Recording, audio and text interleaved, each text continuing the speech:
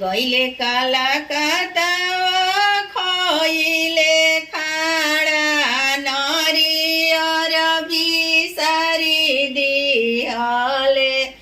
सैया घरवा के सुधिया बिसारी दिहले सैया घरवा के सुधिया बिसारी दिहले हम तो ही पूछिले पातर पियावा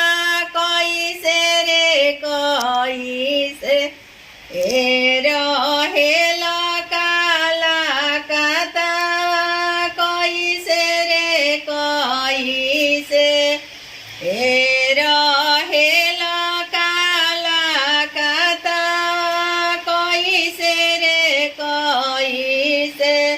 दिन भर रहिले साहेब के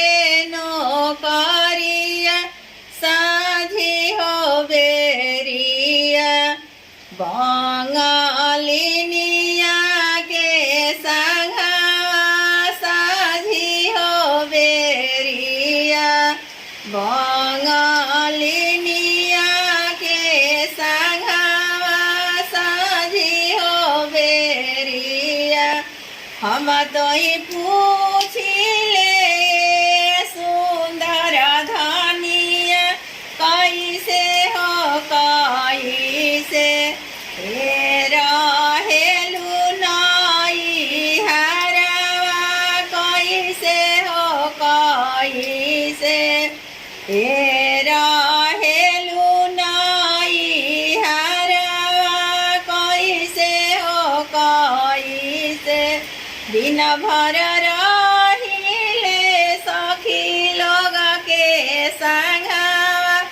साझी हो बेरिया अपना